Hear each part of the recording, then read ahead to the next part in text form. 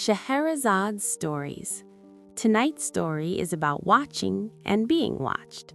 The case was officially closed on a Thursday. That detail mattered, even if no one else seemed to think so. Thursday cases never sit right. They don't get enough time to breathe before the weekend buries them. Files disappear into cabinets, questions soften. People move on because paperwork says they're allowed to. I didn't move on. The file lay open on my desk, thin enough to look harmless. Case number 4173, death accidental. Name, Daniel Cross. Age, 42. Cause, fall from apartment balcony. Witnesses, none. Security footage, inconclusive. I'd seen worse lies dressed as conclusions. Daniel Cross wasn't supposed to die. He was an accountant, quiet, predictable, divorced, no criminal history, no enemies according to the report. But 3 people had called him in the last 24 hours before his death. All 3 calls were missing from the phone records. That was the first crack. I stared at the crime scene photos again. Balcony railing intact, no signs of struggle, his body found face down on the pavement below, like he'd simply stepped into empty air. People who jump leave patterns. Daniel didn't. I pushed back from the desk and looked around the precinct. Half the lights were already off. Most of the detectives had gone home. The rest pretended to work. I closed the file, then opened it again. My phone buzzed. Unknown number. You shouldn't reopen this. I froze. No follow-up, no explanation, just certainty. I checked the time, 9:17 p.m. I typed back before I could stop myself. Who is this? The typing dots appeared instantly, then disappeared. Nothing else came. I stood, grabbed my coat, and left. Daniel Cross's building stood in a quiet neighborhood that pretended not to hear itself at night. Clean sidewalks, well-lit entrances, too polite to be dangerous. His apartment door still had the police seal on it. I broke it. Inside, everything was neat, too neat, like someone had already decided what mattered and what didn't. The living room held framed photos of places Daniel had visited alone. Mountains, train stations, empty beaches, no people. In the kitchen, I noticed the calendar. Every date for the last month had a small dot drawn beside it, except the day he died. That square was blank. I stepped onto the balcony. The city spread out below, lights blinking like nervous thoughts. The railing came up to my waist, solid, safe. I leaned forward carefully. It took effort, too much effort. Daniel hadn't fallen by accident. I felt it in my bones. Back inside, I searched the bedroom. Under the bed, taped to the frame, I found a small notebook. Inside were names, just names. No dates, no numbers, no explanations. But one thing stood out. The last name on the list was crossed out. Not scribbled, not erased. Crossed out with deliberate pressure. Daniel Cross. I heard a sound behind me. Soft, intentional. I turned. The apartment door was still locked, but the light in the hallway outside flickered. My phone buzzed again. Same number. You just made it worse. I slipped the notebook into my coat and stepped back onto the balcony, heart pounding. For a moment, I imagined Daniel standing here, holding this notebook, realizing too late that being quiet doesn't mean being invisible. The city didn't answer. It never does. It just waits. And suddenly, I understood why this case was closed so quickly, because someone was afraid it might open something else with it. I didn't log the notebook. That was deliberate. The moment something becomes evidence, it stops being yours. It gets shared, summarized, misunderstood. And this case already had too many people eager to misunderstand it. I drove home with a notebook on the passenger seat like it might move if I stopped watching it. At a red light, my phone buzzed again. Same number. You took something that wasn't meant to be found. I didn't reply. Instead, I turned off the main road and took the long way home, looping twice through side streets before parking. Old habit. Paranoia, some would say. Experience, I'd call it. In my apartment, I locked the door, drew the curtains, and finally opened the notebook again. 32 names. No addresses, no phone numbers, no pattern I could see at first glance. But there was something else. The paper was worn unevenly. The pages near the middle were more creased, like Daniel had opened it there more often. I flipped to that section. One name had a faint indentation next to it, pressed so hard it almost tore the page. Elias Morano. I knew the name. Not from a case file, from a meeting I was never supposed to remember. 3 years ago, Internal Affairs had quietly warned us about a civilian consultant who appeared around sensitive investigations. Not a suspect, not a witness.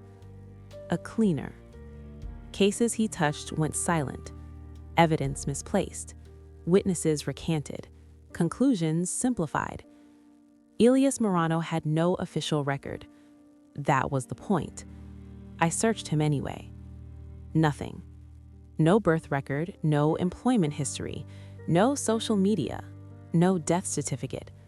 Like he'd never existed. My phone rang. This time, it wasn't the unknown number. It was my captain. "You're reopening Cross," she said. Not a question. "I'm reviewing inconsistencies," I replied. There was a pause. "Close it," she said quietly. "This one's already been decided." "By who?" I asked. Another pause. Longer. "By people who don't like their names written down," she said. "Drop it." The call ended. That settled it. I found Elias Morano by not looking for him. People like him don't show up when you search databases.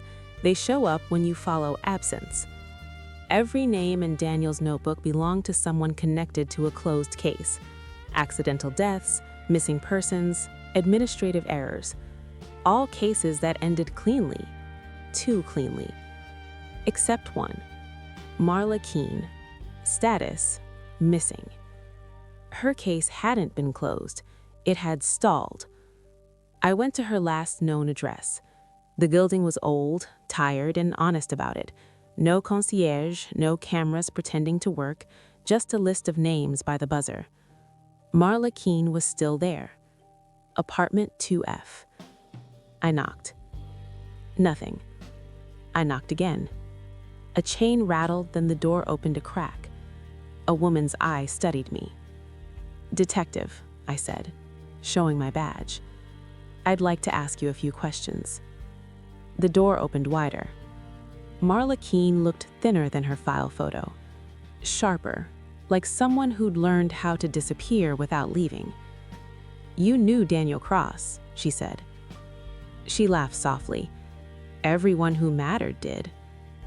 "Did he contact you before he died?" I asked.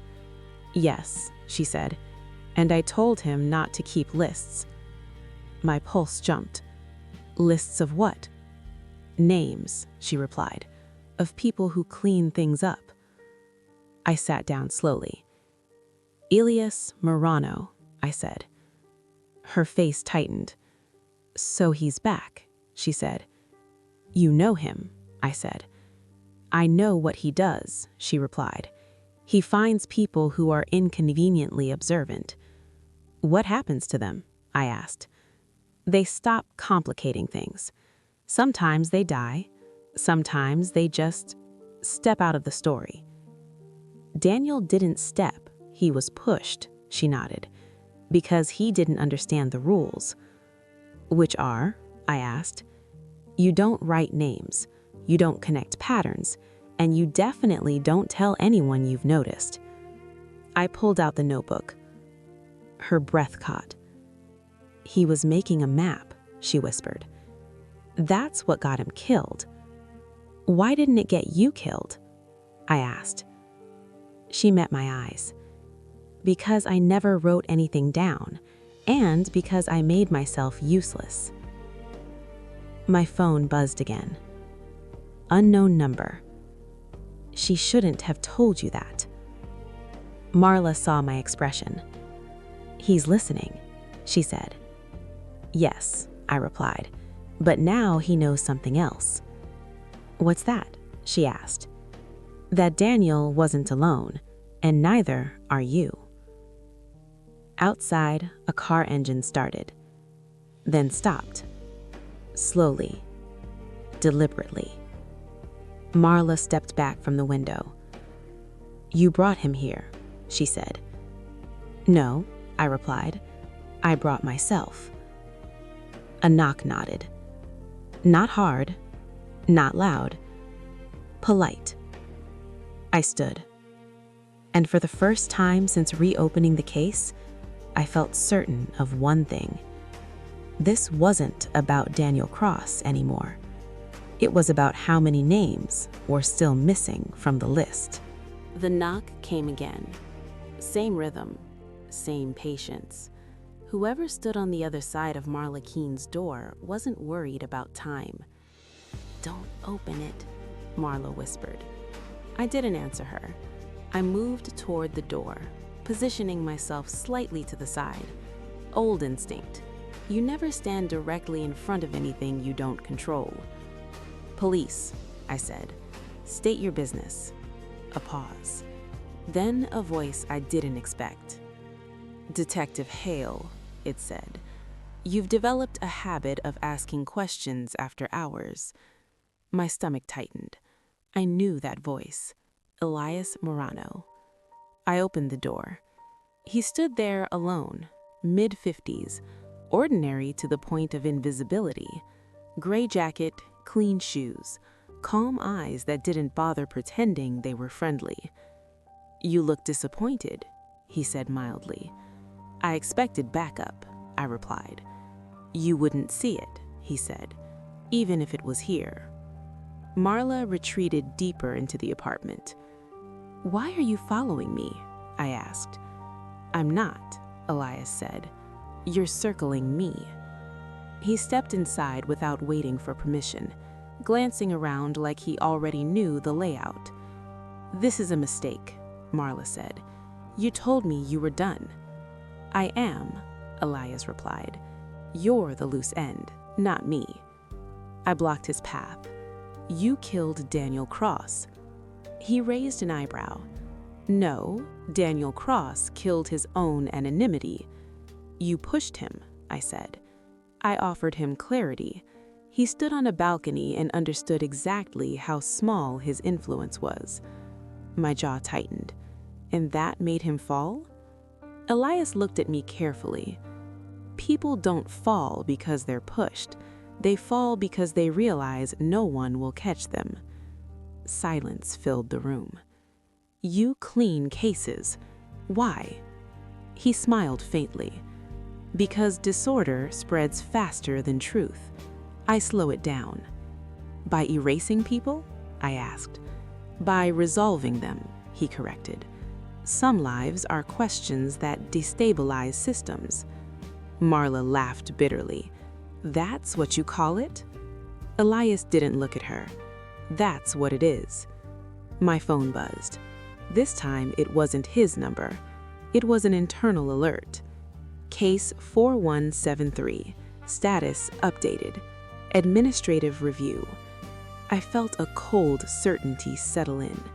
You're rewriting the case again, I said. Yes, and this time it will hold. I glanced at Marla. If I pushed now, she'd disappear. Not necessarily die, just vanish into paperwork and silence. Why talk to me at all? I asked. Elias met my eyes. Because you noticed the pattern and kept going. That makes you dangerous. "And yet you're here alone," I said. "Because I'm offering you an exit." "What kind?" I asked.